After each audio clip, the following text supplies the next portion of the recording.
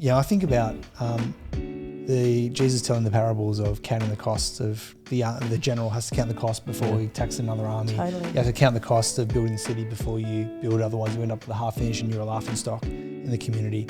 And I cheekily thought, you never hear an evangelistic sermon or an altar call where people say, slow down, maybe don't come. Like, don't come down the front. We actually don't want you to. We want you to go home and think about this.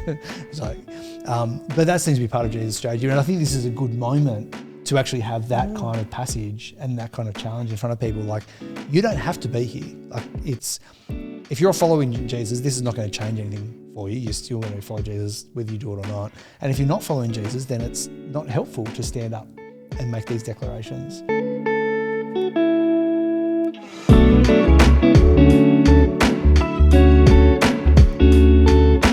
Welcome back, everyone, to the Shock Absorber podcast, and it's awesome to have you along with us.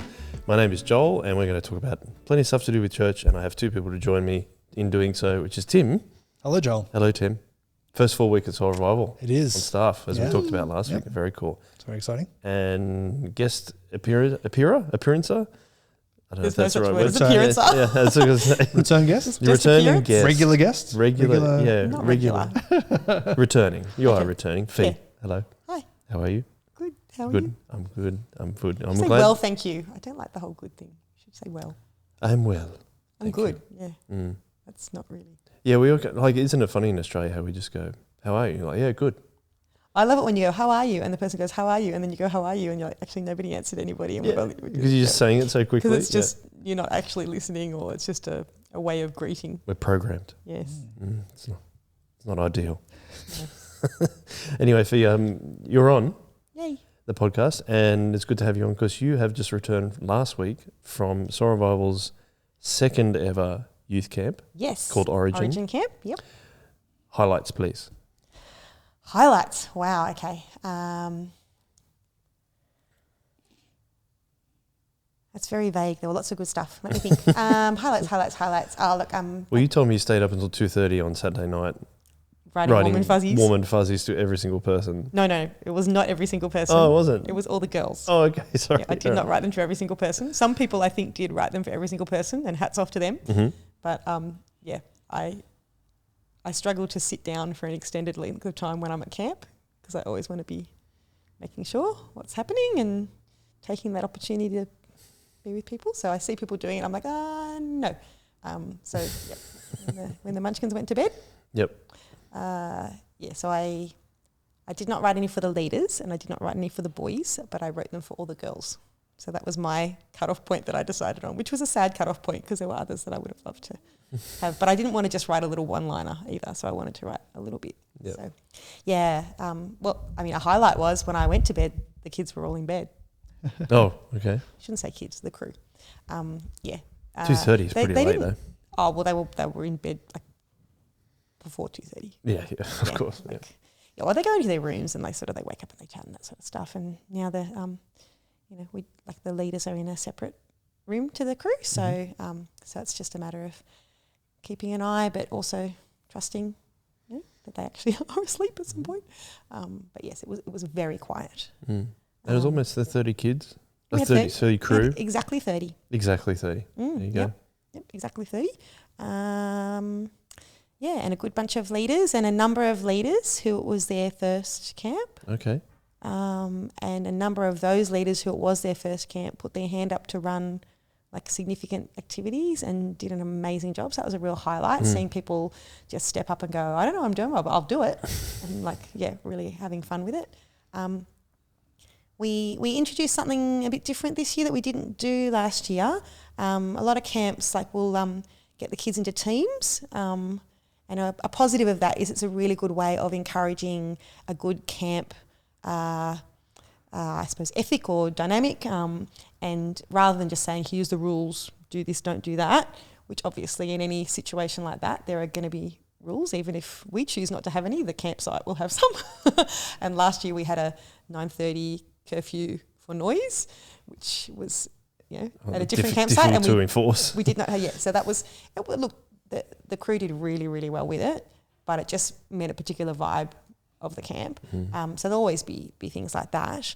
But one of the things I like about doing teams is you can say, well, these things will get you points for your team and these things will get you penalties and you'll lose points for your team. Yep. So it actually creates a better way, I feel, of doing that. But we hadn't done it in the past because we wanted to sort of not be too stressed in on that. And we also were not sure how our crew would go being in teams. And it was not surprisingly, it was encouragingly great. We tried to make sure nobody was completely out of their comfort zone, but also mixed up crew with different people. And one of my big prayers coming out of the camp, as well as what we learned, but from a culture point of view, is that will help them to connect more across the age groups. Build friendships, Yeah, because we've got year 7s to year 10s, and a year 7 and a year 10 are quite different. And a year 7 girl and a year 10 boy, or a year 7 boy and a year 10 girl are incredibly different. So just putting them in that same space and getting them to have good interactions with each other, just like, creating those zones where they can do that, I think just shows them, hey, this is good. So that was really awesome to see that. And there it is, green team won. Oh. As a green team, yay. What did you say? It was actually very cool. So the theme for the camp was ancient Rome. Because you did Romans as the talk series we as well. did. We did Romans 8, actually. Romans 8. We've been doing Romans at the gathering on a Friday night this term. And so Stu came down to be our teacher, and we said to be our preacher, our speaker. And we asked him to look at Romans 8, which he did, which was fantastic. So we just looked at that one chapter. And Braden and the guys on Friday night managed to sort of massage it so we were up to Romans 8, the way that we've done the series. So that was really, really cool. So that led to the whole idea of ancient Rome and that being the theme. So why was I saying about that? There was something I was going to... Oh, yeah, Viridis. Yeah, the names, is it set in One ancient Rome? of the things you get points for, I actually don't know. I'll have to check with Gemma, because Gemma is our queen of points. She's the hostess with the mostest, and she looked after all that and made sure she kept track of all the points and penalties, and which was a big job, because constantly she had people come and go, oh, I saw a crew. One of the things we love is, it's not just about, achieving things in teams, but the thing we really want to promote is you get points for...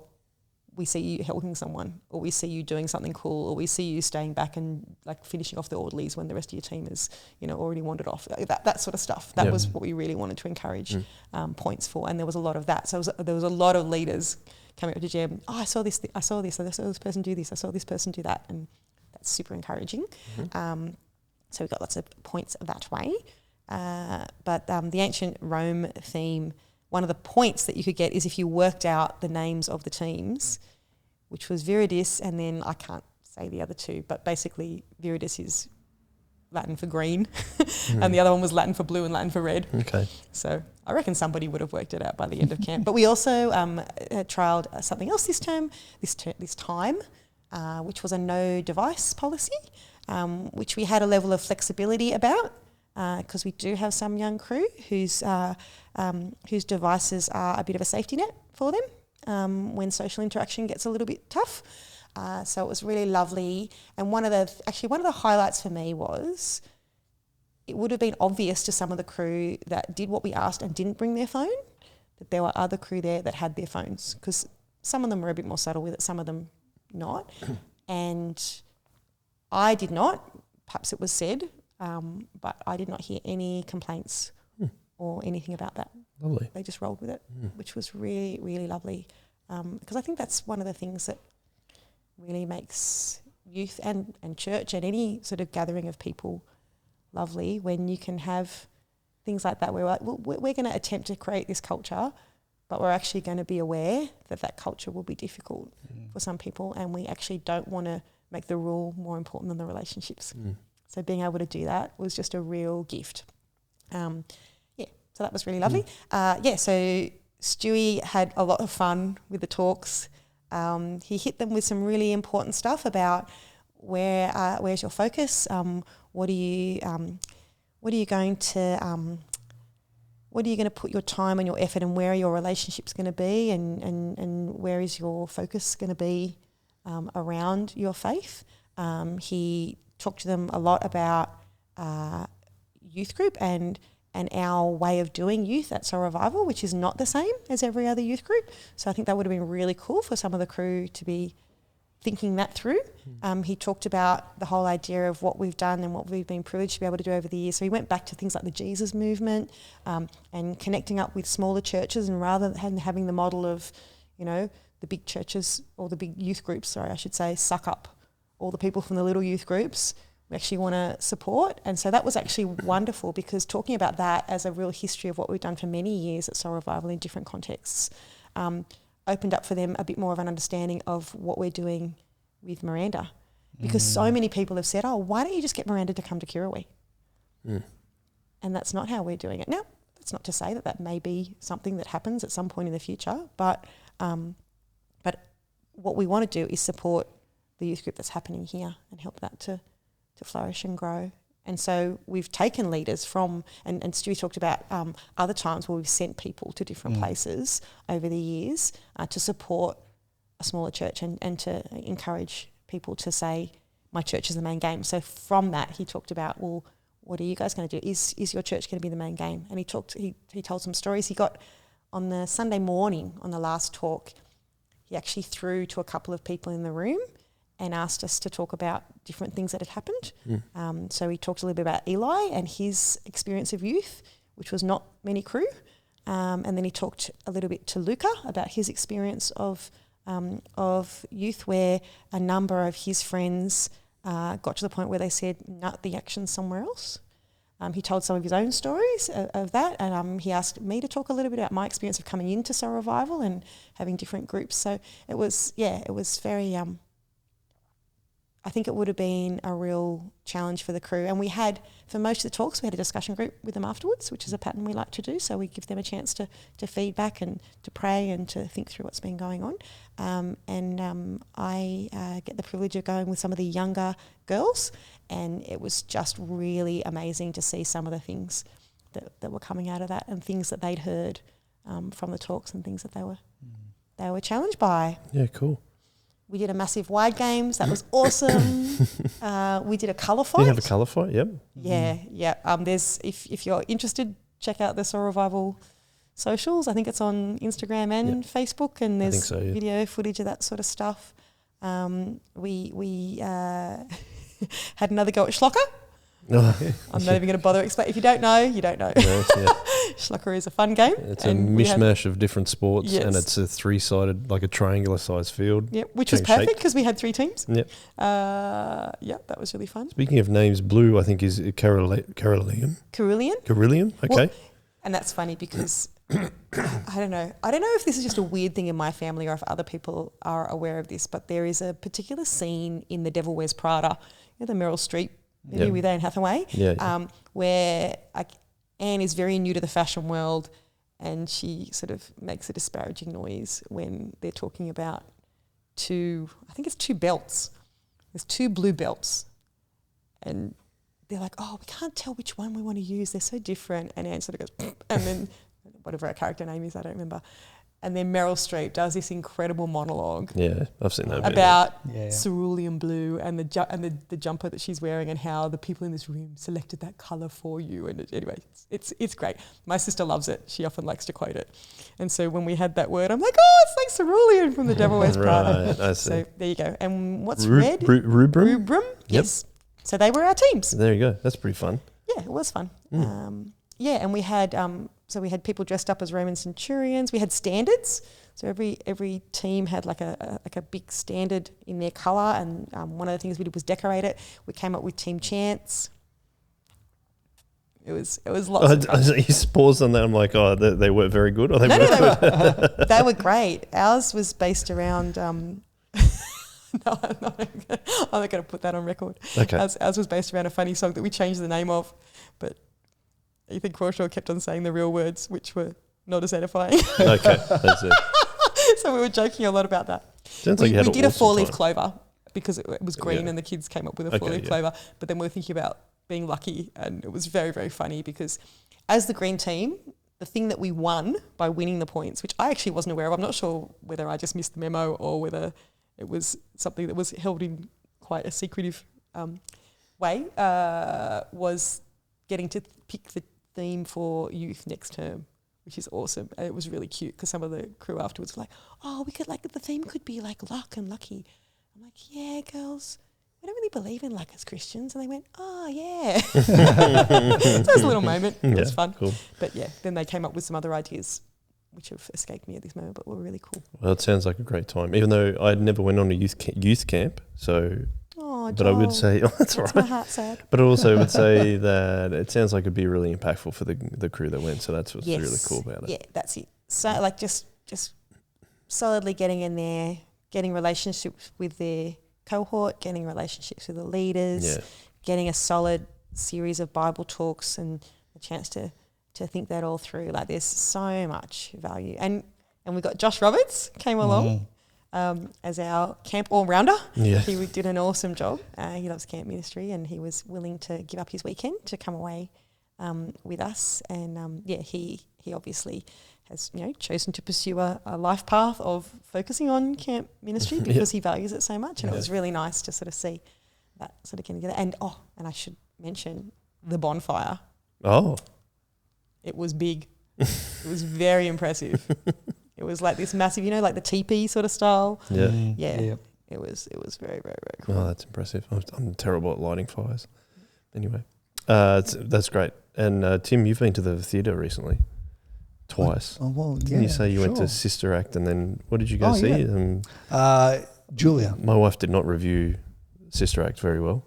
Right. She was not proud of it. But you also saw Julia. Yeah. I didn't mind Sister Act once I realised what it was, but I went into it thinking that it would be like the movie, just expanded, because there's a lot of stage shows that they've taken a movie and then it's like, oh, this is good, it went well, let's do this, but just add a few more songs. And Was that originally a movie or was it originally a musical? Oh, I don't know. I can't remember actually. But anyway, there's a Grace musical. There is a Grace musical. Yeah, so that's similar. And that was very similar to that. Yes, yeah, and so I thought this would be, and I've got, it was one of the videos we would often rent from Karela Video Easy and watch the family. So I've got a lot of nostalgia attached to Sister Act. So I thought this is great. I was playing the movie soundtrack again in the car as we're driving around. But I know where this is going because I've heard. Yeah, well, and then we get to the musical and it's exactly the same storyline, none of the songs. Yeah. And is it because they couldn't get the rights? I've got no idea. I haven't actually looked at it. I think that's what Karen said. It wouldn't surprise me. I feel like it must be something like that. And so, yes. So there was that little bit of me, I was like, what is going on? Why aren't we hearing all these songs? Once I kind of got over that, I was just, okay, I appreciate stagecraft. I quite like musicals and stagecraft and particularly like sets and all those lighting, all that kind of bits and pieces. So it was fun. And then, last night went to see Julia, which is a single person, almost single person. There's another character that kind of comes in and out, but largely just single person play, 90 minutes on Julia Gillard, so our first only female Prime Minister. And it sort of tells her story, and it's largely based around her famous misogyny speech where she just rips into Tony Abbott and about the misogyny she experienced in her leadership, but then it also goes back into her past and all those kinds. So it's all those kinds of themes. Justine Clark is the actress and just from Play School. From Play School, Mm-hmm. She does a lot of stuff brilliant. now, like serious acting. She's very, very good. Yeah. So again, from an acting stagecraft point of view, like just excellent. Seeing Ros and I sort of made a conscious choice this year to choose to use theatre as one of our sort of hangout date. Seems that way. You've had a couple recently. Yeah. We don't go away as a family, and so we don't have a holiday spot. We don't have caravans. We don't really go on holidays. The only time we go on holidays is a week away. But going out to the theatre or something is kind of our family's way of going and having an experience. So that's cool. Yeah, so that was it. My cultural artefact. Your cultural artefact? Many people will be familiar with Carl Trueman, or Carl R. Trueman, as he likes to have his books signed with. As opposed to all the other Carl Trumans? Is that I don't know how many Trumans there are. Yeah, maybe on the Truman Show. Not spelled the same. Lots of I was Carls. gonna say, I don't know. It's Trumans. I don't know if there's Carl Trumans. And you'd be familiar with the book Rise and Triumph of the Modern Self. Mm. Tim, you and I Loved it. have read that story. Yeah, you really loved it. Oh, yeah. I'm reading his latest one, which is Crisis of Confidence. Now, we had shout out to Lewis, who's been on this podcast before. He tried to get us to read it before Week Away, which was back in July. And I said, yes, I'll do that. And very kindly bought me the book on sale. And then I didn't finish it. So I'm still halfway through it. But it's been quite interesting learning about kind of the historical significance of things like creeds and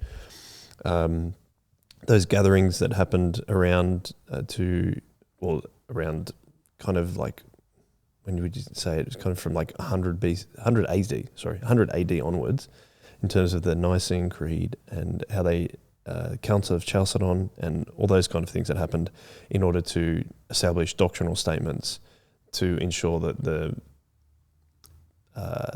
historical significance, but also the ongoing message of the gospel was preached correctly, and used it as a way to ensure that people weren't preaching the gospel perhaps in an unhelpful way. And I thought it's been really cool, like that stuff I didn't really know. So now reading about things like the Nicene Creed, I'm like, I want to know more about what happened at that time of history and things, and something like that.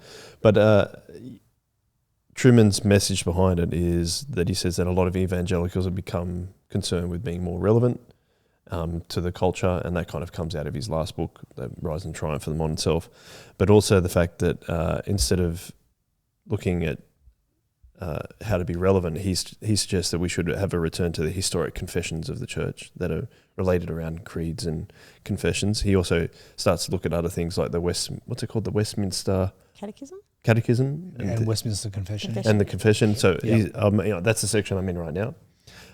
It is rather dense. You need to take some time to get into, like, just the same as Rise and Triumph of the Modern Self. You need to spend quite a bit of time just getting into the flow of his writing style. Mm. I find that anyway, because I do like to concentrate and really take in what I'm reading.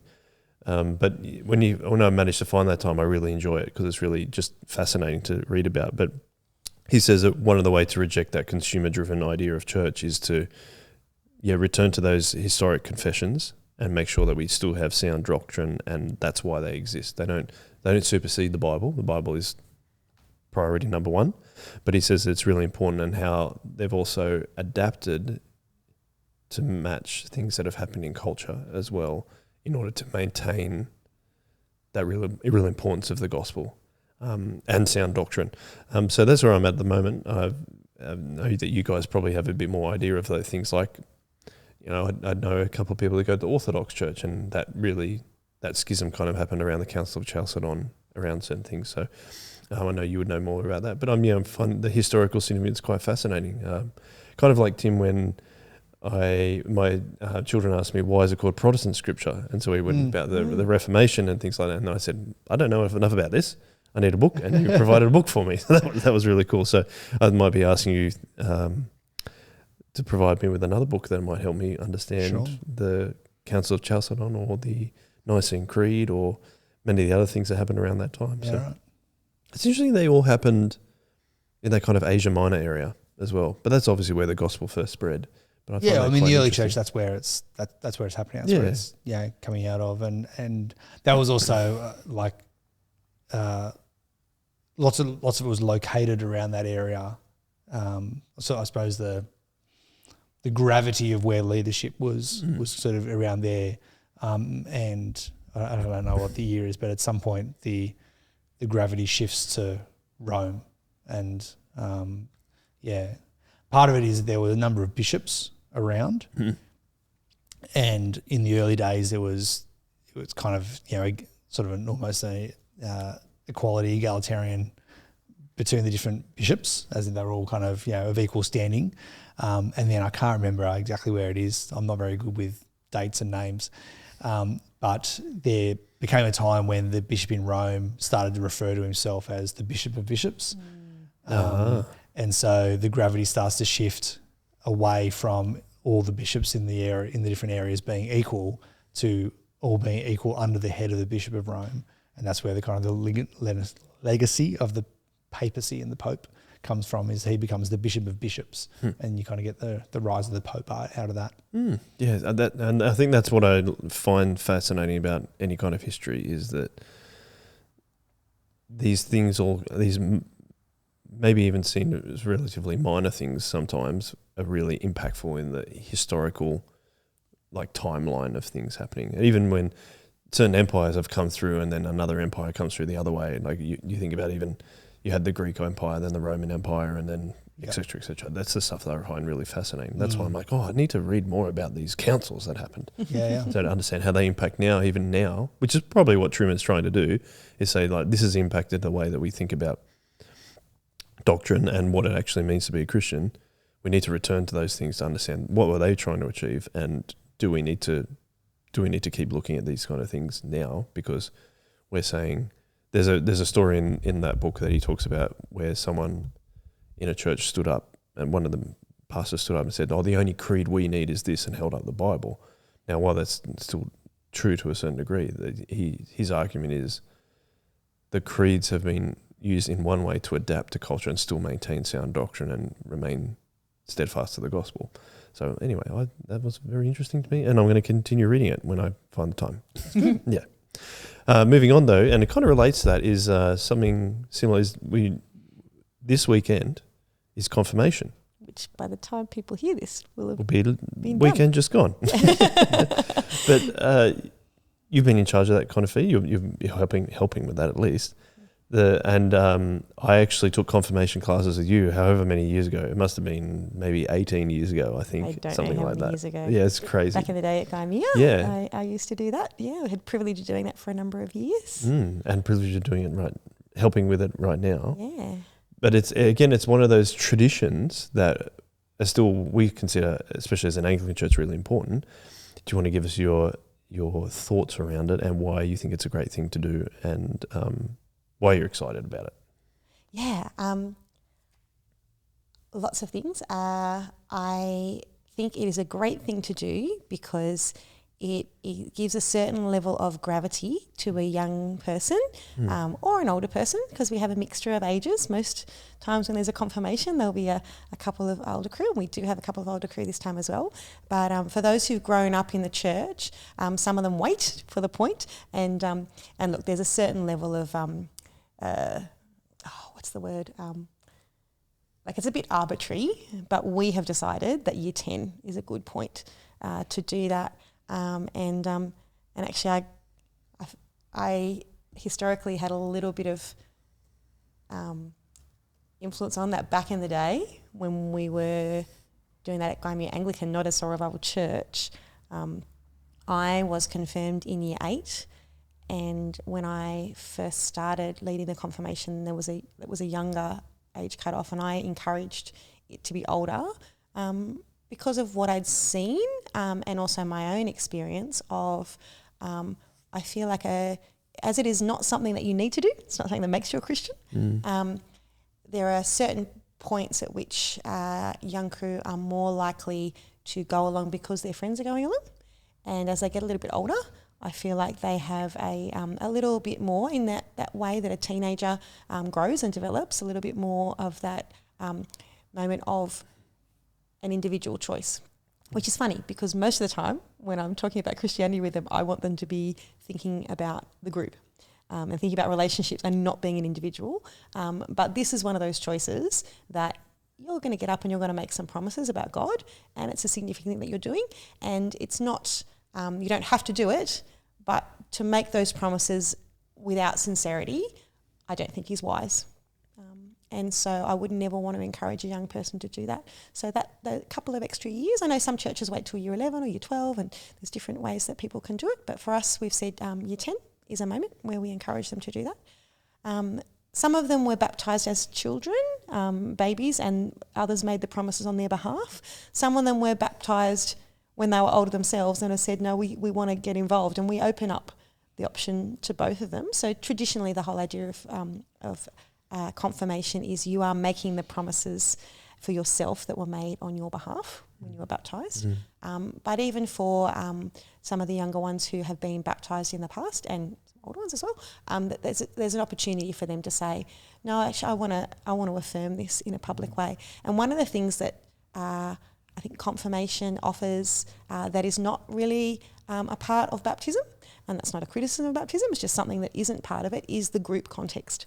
So one of the things I like to encourage them to think about as we're preparing for confirmation is, as much as you want it to be, this can be your crew. You can come back to this moment, and it's lovely looking back to some of those people that are part of Soul Revival now. And like, I got to admit, I couldn't tell you off the top of my head, but there's been a few moments with people where I've been like, I led your confirmation classes, didn't I? Because many of them I was like their youth leader or even a kids church leader for them. So it's like, what was the thing that moment I had with you? But there's been a number of people who have, and there's a couple of confirmees who I was able to look after the classes for their parents, and I'm sitting next to one of them. Yeah. So that is super, super cool. There's a few. And one of the things we did in the classes is we wanted to engage a few other people in church, and I asked Quinn, who was on Chip Lunch recently, to come to one of the classes. And she shared a bit about her confirmation experience, which was really lovely. And those crew that are in Year 10 are just less than a term away from being invited to our late night gathering, and Quinn is part of the leadership of late night.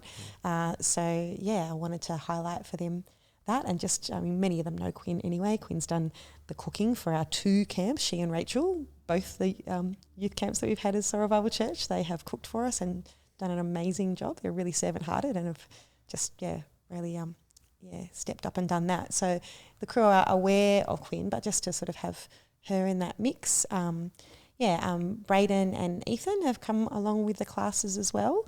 But all of the crew have got either, the younger ones have got other youth leaders, or they've got Bible study leaders, other people in the church that are looking out for them. But the privilege I've had is to plan 4 weeks of classes in the lead up to that. And what we've done predominantly, because it sounds like a bit of time, but it's not actually a lot of time, is I've tried to encourage a familiarity with those young crew in some of the things that are part of the service. And the Apostles' Creed is part of the service, and the Lord's Prayer is part of the service. So we looked at those. We looked at the promises they're going to make. One of the interesting things, I wasn't involved in the preparations for because we had one other confirmation at Soul Revival Church. I wasn't involved in that, and so in preparing for this, I looked at the order of the service and went, "That doesn't look." Anyway, it didn't. It looked different, it was different. So the promises that you make as a confirmee have changed slightly. And so that was great. I looked at the ones that I did. I looked at the ones I used to prepare crew for, looked at the new ones, and that was one of the things I was able to say to the crew. I said, look at this has changed. And it's been very discussional, the classes. So rather than me telling them, it's like, well, what do you think? And generally that will draw out the answers, and then myself or Ethan or Braden could come in. We've spent some time splitting into smaller groups. We had a really, really interesting discussion, because I recognised after a couple of weeks that there was a quite key split between those who have long-term Christian families and go to Christian school, and those who either haven't had long-term Christian families, but many of them have, but don't go to a Christian school. And we got them into 2 different groups, and they talked about, we used an example. There's an illustration. Actually, I found out it came from Martin Luther King about being a thermostat or a thermometer. I don't know if you've heard it. So a thermometer reflects the temperature of what's going on, and a thermostat sets the temperature. Oh, okay, yes, sure. And he uses it in the context of, there was a letter that he wrote, and he expressed this in a letter that was when there was criticism of his peaceful protesting and other things that were going on. So that was a specific thing, but it was in a church context, and he was talking to the people in the church and saying, back in the day, the times when the church was really impacting culture was when they were being a thermostat. Like people coming into, one that often gets trotted out, and I don't want to be trite, but it's a good example, is the plagues. Everybody went, oh, get out of here, we don't want to touch you, and Christians brought people into their homes, children left on the street, cared for them. That is a classic illustration of being a thermostat, not a thermometer. Yeah. I see. Yep. Letting your faith make a difference in the world around you. And I stumbled across that. Actually, it was funny. It was something I heard briefly on the radio, and I went, oh, that's good. And then went down the rabbit hole and went, oh, wow, there's so much, and then had to draw it back in. And what's the helpful thing to share with them? We talked about that. So then we talked about how can you be a thermostat in a Christian school? How can you be a thermostat in a state school? And it was really interesting because as they came back in, the discussion went a lot longer than I thought. We had to get our acts together for the rest of that class, because within an hour I'm like, oh, wow, but I couldn't stop it, because there was a real engagement in listening to each other and going, oh, I thought this or I thought that, and seeing that, one of the things that I think they were surprised by is it wasn't as different as they thought it would be. Yeah, which was interesting. Yeah, in terms of the way they relate to their peers on a day-to-day basis. There were some key differences, but so being able to do things like that, being able to read the Lord's Prayer with them. We actually said that. We said it's called the Lord's Prayer, but it's not really the Lord's Prayer. It's the prayer the Lord gave us, because it was, Lord, teach us to pray. So it wasn't Jesus telling us how he prays. I'm sure there would be some similarities with how he would have prayed when he withdrew to pray and when he prayed, but the impact was, well, this is how we should pray, and we looked at that, and we looked at the creed, and we also looked at so most of our crew are very familiar with the colours of life, the Jesus beads. I wanted to introduce them something a little bit different. Some of them did have a little bit of familiarity. I'm not quite sure. There was some context in which they'd heard it. Could have been possibly LIT, with 2 Ways to Live, which is a gospel presentation that was around when I was younger. So we looked at those, we compared and contrasted them, like what's some things that are different, what's some things that are the same. And then interesting, like what Truman's saying, that's how, the doctrine is how you keep the gospel there. What I presented to them was the Apostles' Creed is just a gospel presentation. So it was lovely to sort of create those links and look at the Lord's Prayer, slightly different, but still, if you read through the Lord's Prayer, you see what Christian faith is. It is another form, in a looser sense, of gospel presentation, which is funny because I remember when I was teaching scripture a number of years ago, there was an interesting moment where one of the Christian websites that I would direct students to look at questions did a big update. And when they updated, the point at which they talked through what it is to become a Christian, instead of a more traditional sinner's prayer, they popped the Lord's Prayer in there. And John Dickson had a bit to do with that. So I was like, oh, I'm interested in that. And I shot off an email to them saying, hey, look, I noticed you've made this change. I just wanted to hear about why you've made the change. And I got a very short, sharp, I shouldn't say sharp, very short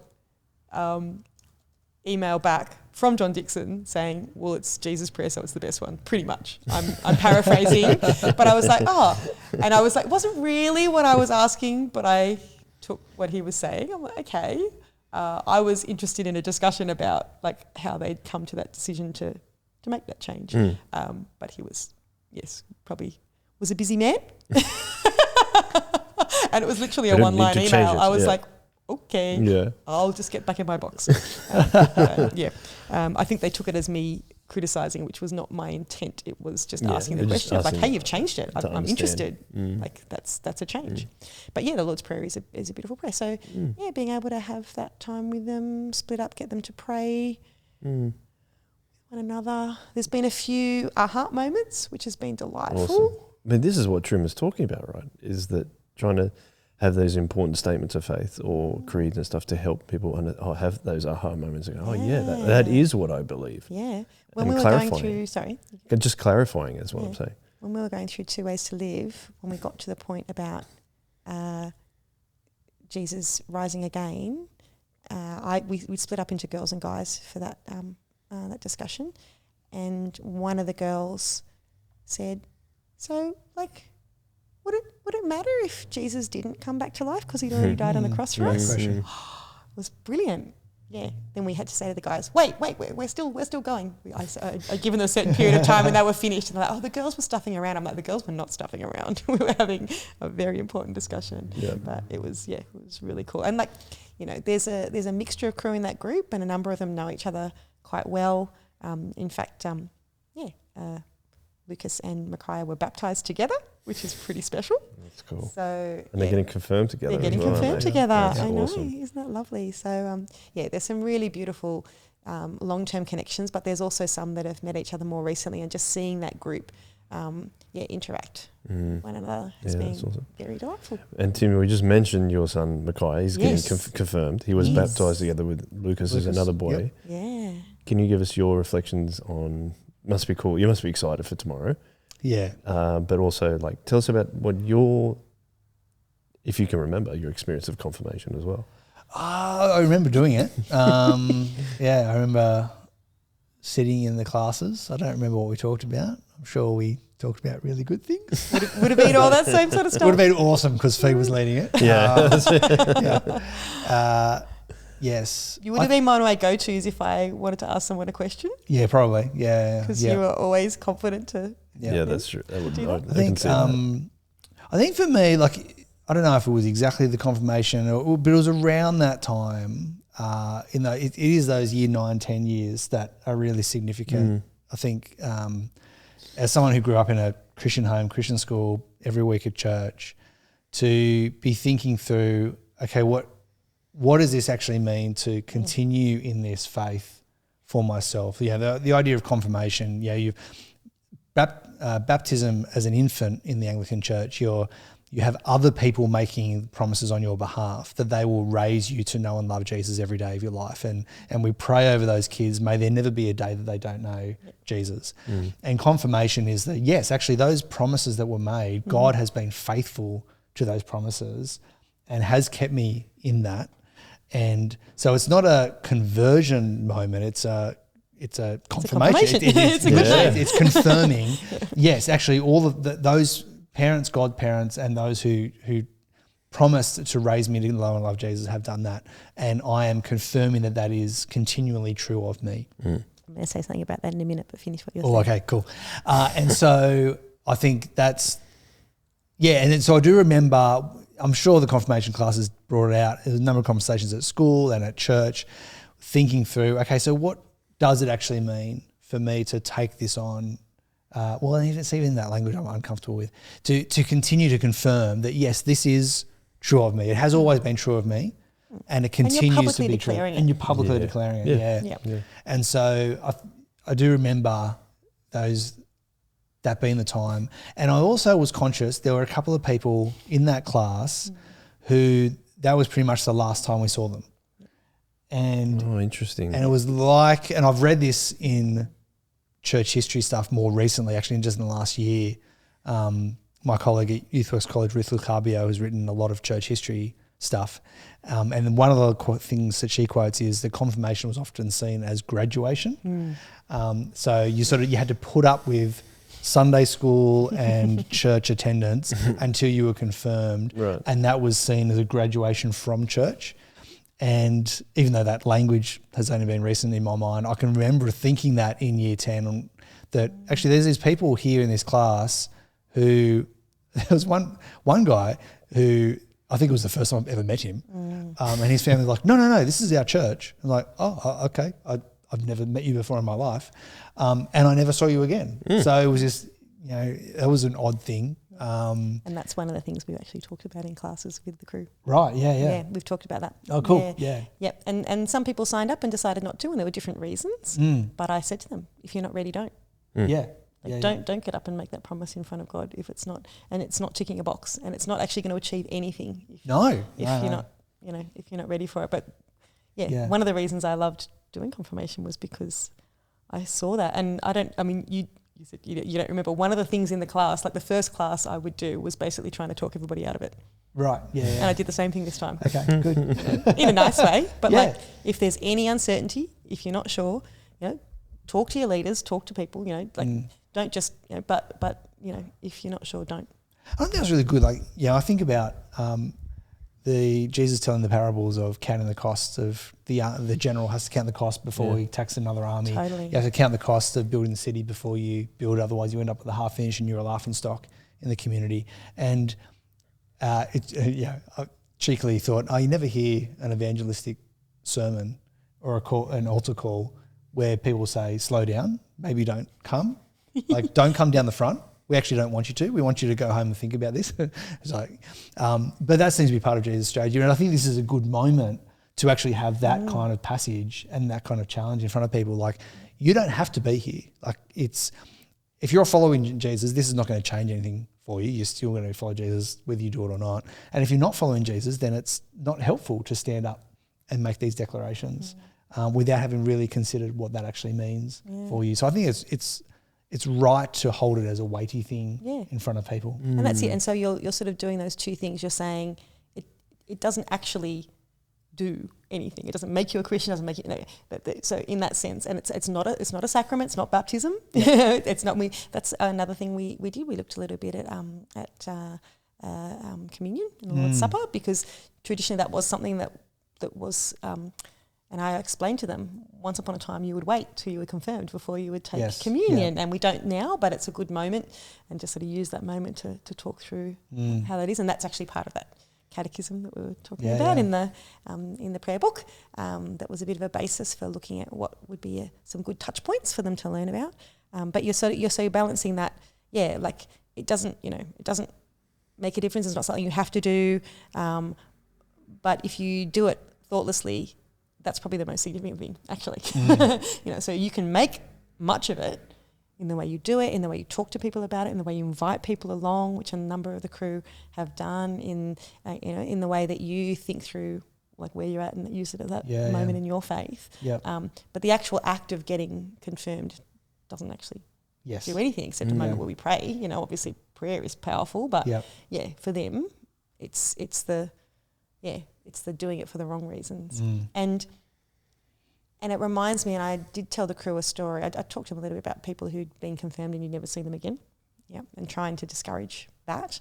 But also there was a young woman who was part of our ministry, youth ministry back at Anglican many years ago, who had come along and had sort of just gone through the motions with her friends and had faked it, not in an awful way, but she just done all the Christian stuff, but wasn't actually a Christian. And her testimony, when I heard it, was that she'd only become a Christian recently, and people were like, what? And she's like, when I became a Christian, and there was actually a period of time between, I couldn't tell anyone because you all thought I already was a Christian. Interesting. And so that has always stuck with me for two reasons. One is, like, in terms of youth ministry, never talk to the crew like they're a Christian just because they're there. Because being there doesn't make you a Christian. I think there'd perhaps been a little bit of that mistake there. But also, this is a commitment. You either you can't be half a Christian, and coming along and her people assuming that she was a Christian and never having that real conversation with her meant that she was like overwhelmed. I don't know how to tell people because people will be weird. They will think like, what's going on? So it took her a period of time before she was confident to actually say, no, I have actually committed my life to Jesus. That's cool. Now. And she came from a non-Christian background, so it wasn't the growing up in church and then moving away, but it was like coming in and having an interest in things of faith and wanting to be there, but initially it being part of a group, and she hadn't actually made a decision to put her own trust in Jesus. Yeah, that's cool. Yeah. Just to answer your other point, just about being a father. I'm really stoked, obviously, that Micaiah is taking this on, and I think he's made a number of choices in how he uses his time, and that I've been watching him grow more and more confident in his own personal faith, which is great. And there's in sort of faith development theory, you look at young kids. Very young kids, preschool kids. I was talking to Joey this morning about this. Like their experience of faith is experienced through the life of those who care for them. So we're thinking, preschoolers, they just are there around while you read the Bible, while you pray, and they have an experienced faith, which as Anglicans we would not say is not real, It's just that's where they're up to developmentally. And then, you know, sort of early to late primary school is this, one theorist calls it affiliative faith. So you're affiliating with and you're just joining in. You want to join in with the things that people are doing because you see them doing it. So I see this in my scripture class all the time. I ask my year threes, who wants to pray? And they all put their hand up. Yeah, I want to pray, because that's what you do in scripture. Like they're affiliating with the faith of the group, which again is not necessarily indicative of a personal relationship with Jesus, as if we could tell that anyway. But yeah, but they're just affiliating with that. But then you need to go through a part where you go do that self-differentiation, which all teenagers do and adolescents do, of working out, okay, I've carried all of these things with me from childhood and adolescence, and that's totally appropriate. That's exactly how God has made us to be.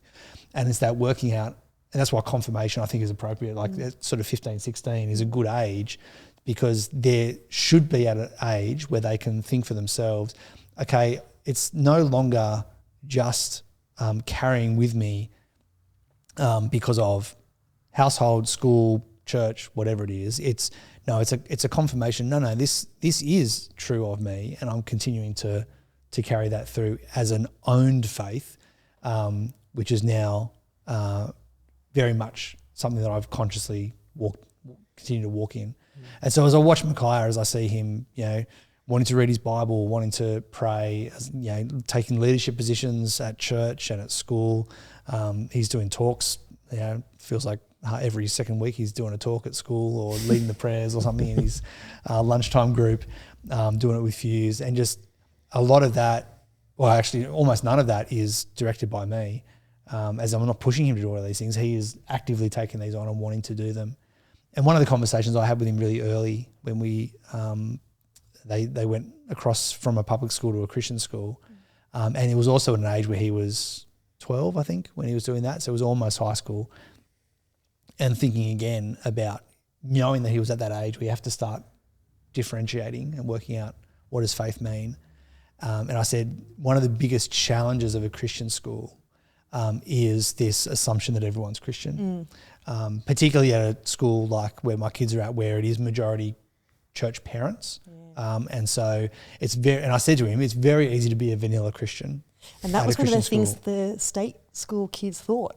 Ah, right. And the Christian school kids were able to say, actually, no, I've got friends who aren't. Yeah. Yeah. So there are friends he'll have which are from non-Christian homes, and so they need to work that out for themselves, just like you know every church home teenager needs to work out.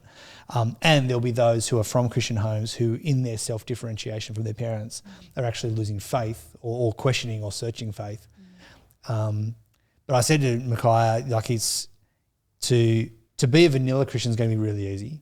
To just kind of walk along and, you know, get fine grades, be a nice person, do okay in biblical studies, but to stick your head above the parapet and to actually be a really out there, known to be weirdly Christian, that's going to take guts, and it's going to take a real faith, and it's going to take ownership. And so I've challenged him with that really early on, and that's kind of really the only conversation we've had about it. But I've seen him do that and go on, and you know, he goes to the lunchtime group, and the first few times he was going to the lunchtime group, I said, "Oh, so you and your mates went?" He goes, "No, just me. None of my mates wanted to come." I'm like, "Oh, that's interesting." And so, yeah, even just those little moments, it was really lovely to see. So, I'm stoked as a dad. Yeah, that's fantastic. And I'm just thinking about confirmation and all these kind of traditions that we're saying that are important to hold on to. It reflects back to a couple of episodes ago. Stu was talking about, was asked the question, what pitfalls have you seen from the last 13 years of ministry? And he says that prayerfully consider what traditions you hold on to and what traditions you change that are coming because of culture. And those kind of statements, like we've said, statements of faith, creeds, Apostles' Creed, et cetera, all those different things are an important way to pass. Are we sticking to the gospel or are we not? And it seems like some of those experiences you've had during confirmation classes, Fee, and you even said it as well, Tim, if it's almost like a filter of, do you actually believe this? And you need to know if you believe it or not before you stand up in front of a large group of people and confirm it. Because if you do, and then you don't, like, what's that going to look like if you?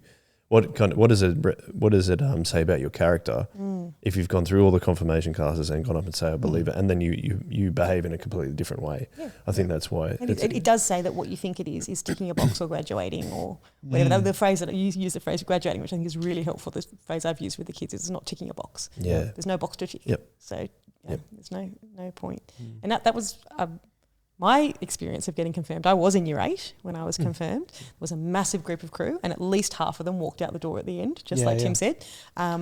And it was actually so Jack Derrett was the pastor of our church at the time. It was only a year or so out from his retirement, I believe, timing wise, because I was in year 8, and then by the time I was in year 12, there was a different pastor there. So I don't know the exact timing, but yeah, definitely that happened over that period of time.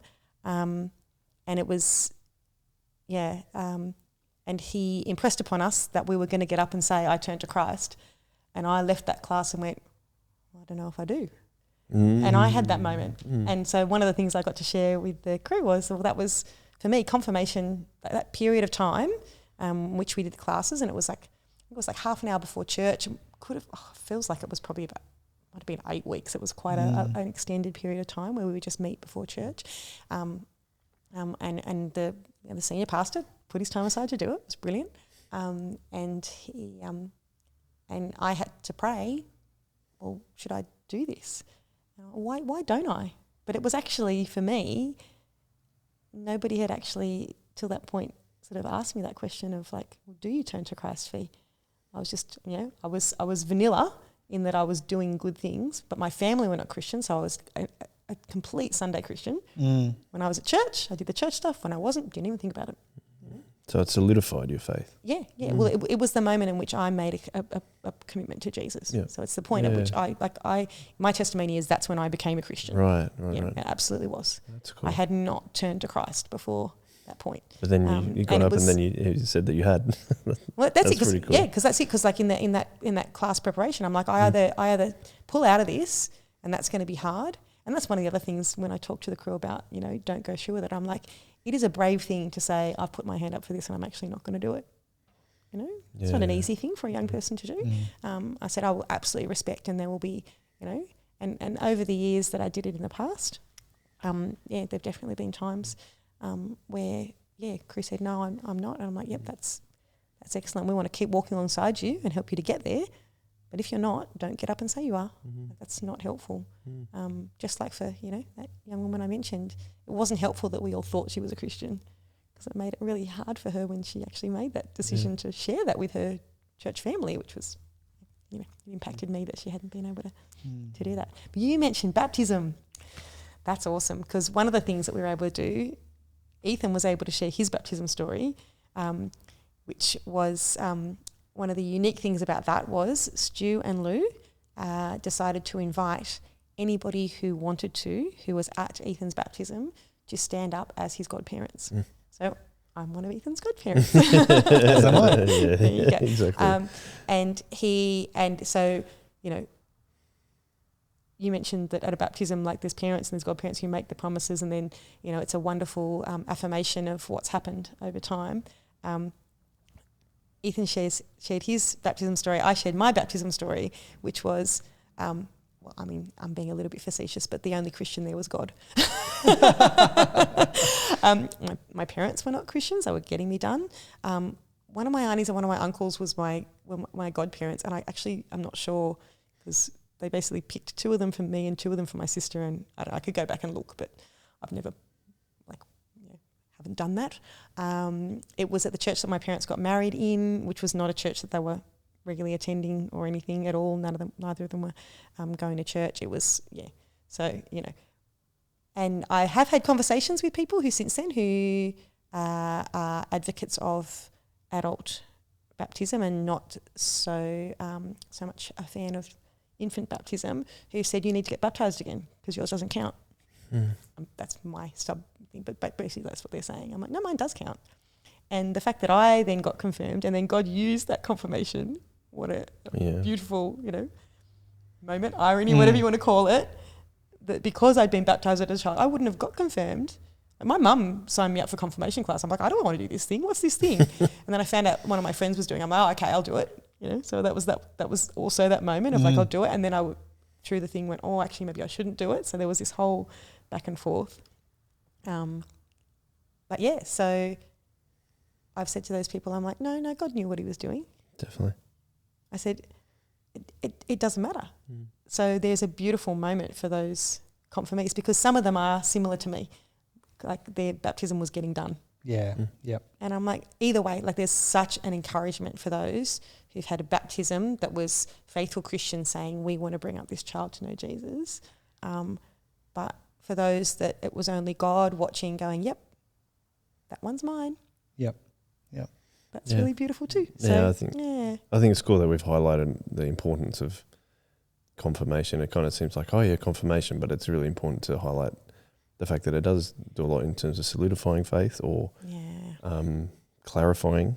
So that's a really cool thing to do. And it's similar. We should, if we think it's just tick in a box and it's a tradition, like, you know, we should think about it. Is this a tradition we want to keep on? With those things in mind, I think it is. Yeah. But yeah, for some people, it is more of a ticker box, and I'm like, well, don't do it if that's how you're feeling. Yeah, I think that's a really good point. Yeah. Just to wrap up the episode, we've had someone get in contact with us, Tim. Yes. By the name of Greg, who I believe sent us the AI Jesus. He did Twitch Jesus, which I believe was the last maybe the last episode that you were on. I was on that episode. I can't remember. Yeah, close to anyway. But he has a comment on AI because we've been talking AI on and off for the last few episodes. Yeah, and I think it was last week we were talking particularly about. That's right. I was reflecting on the future is slow. Yes, because having AI write you a sermon or Bible study. Yes, and it was my prophetic plea to not use efficiency is not necessarily. Efficiency doesn't mean good, and certainly efficiency doesn't form us in the way that I think God wants us to be formed. But anyway, so Greg just sent through a few thoughts about different AI models and things that are happening in the world of AI. He's very much into that world, and I'm not, so it's great to learn from him.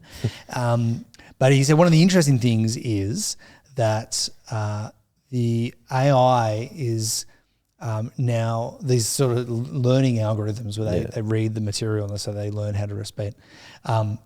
It's people need to be cautious because now people are using AI to generate new content, then publishing that content, then the AI reads that content and it's now republishing and cycling itself back through. Oh, okay. Which is curious, and the concern in the AI community is that it's like when you photocopy a copy and you get these degrading quality, because we know that what comes out of generative AI is not necessarily the best quality research. It's not even necessarily true, because it's being programmed to tell you what it thinks you want to hear, rather than actually having the ability to actually genuinely be intelligent and tell you truth or whatever it is. So, yes, one of the things that they need to be thinking about is not just recycling AI back into AI, otherwise it becomes dumber. He said there are people who are aware that the AI models, when they're continually fed with new content, becomes better, becomes more balanced, because you don't. But I'm not quite sure how you factor for that, because if people are generating, say, blog articles or essays and throwing that up online and that was largely AI generated, they haven't fact checked. Is there a way for the AI modelers, the ones who are training the AI programs, to know? Anyway, maybe. To filter that out somehow. Yeah. That's massive. Or in a sense, it's going to consume itself in a kind of... Yes. Yeah. Wow. Yeah. Which is, he says it's very similar to that, the Telegraph game where you sort of whisper a message into someone's ear and then you pass it along. And by the end, it's absolutely hilarious and nothing like what it started with. Yeah. Or telestrations. Oh, yeah, the game telestrations. Yeah. We have to you draw the picture and then you write the word, and then you draw the picture and you write the word. Yeah. Some very hilarious things that come out of that. Yeah. And then the other thing he said is that just a comment about the risks and the boundaries around open source models of generation content. And he said there's been a number of issues with particularly image generated things producing problematic pictures. But again, this comes back to the point I think I raised last week, that we can't assume that AI is neutral. It's all been trained by something and has particular boundaries in place.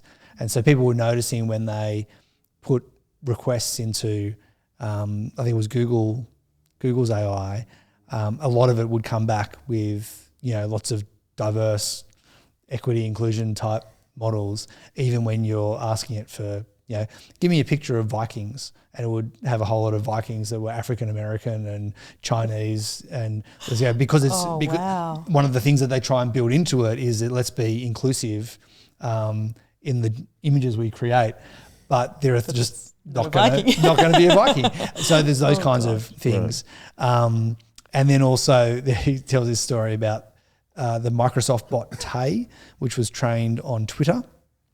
And so it learnt from Twitter and then was self-generating content to people.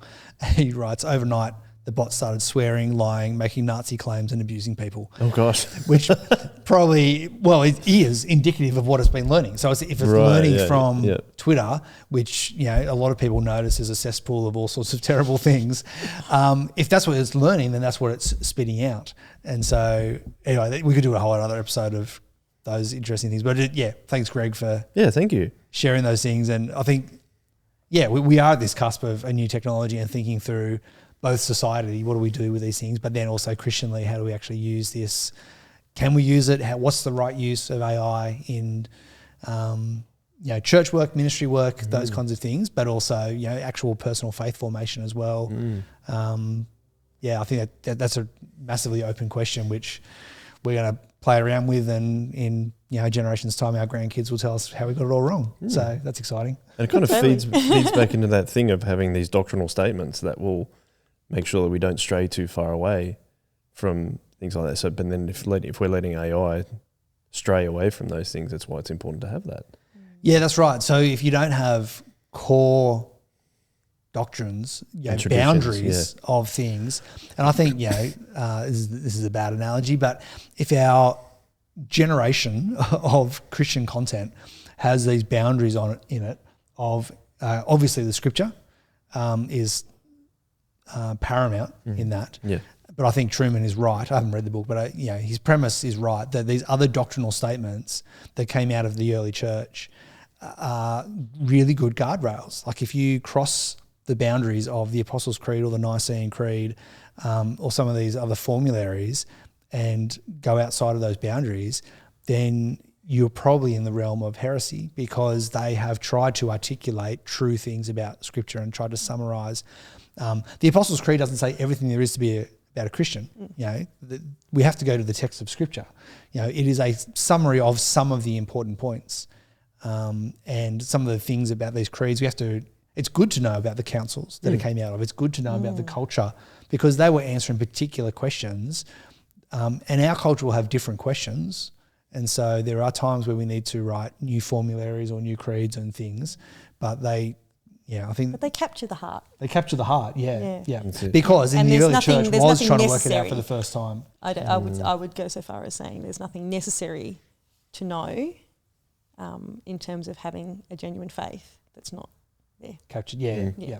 So there are many other things to learn. Yes. Just like, faith for a child and faith that you can spend your whole life investigating. But if you know the truths of those creeds, you know what you need to know to make a true faith decision about trusting in Jesus. And that's why memorising those things are really key, because I often talk about catechisms, for example, in children's ministry training, and say, if it's like learning your times tables off by heart. It's not because that's where you stop in maths. It's because if you do know it off by heart, it's going to make all your higher order maths so much easier. Yeah. When you learn a language, if you don't learn the vocabulary, what are you going to do? You need those basic tools so that you can then work with them and become creative and and share, with a question that somebody asks you about faith that you've never heard of before. Oh, but I've got my tools and I can engage with that. Yeah. And so like AI, like if we're learning the creeds, the formularies, the catechisms, and obviously Scripture itself, if that's what we're learning on, then the things we generate and spit out should be in line with those things. Nothing. That's super cool. Yeah, you're right. You're right. Well, it's Yeah, been a rock really it fun episode. Thank you to Greg for getting in touch with us, Yeah. and we really like it when our listeners or watchers get involved. It's really cool. You can, if you want to do that, you can email me, joel@shockabsorber.com.au. Having said that, give us a like and subscribe on YouTube if you like, or subscribe in your favourite podcast app. And we'll be back next week talking about more things related to church planning, church traditions, and many more things. Culture. Can't think of anything else at the moment. But Ministry. Yes, ministry. That's a good one. But thank you, Tim. Thank you. Thank you very much. And Fee, thank you for joining us. Ah. It's been great. I thought I was just going to sit here while you guys talked about stuff and jump in, and then it was all my stuff we talked about. So it's great. It was, that's all right. But you might be back. Worthwhile to be here. Yeah, that's right. Well, you might be back in the next couple of episodes because Stu's on holidays at the moment. So Cool. we'll see how it goes. But thank you, everyone, listening and watching again. And as always, we finish with a one way. One way. One way.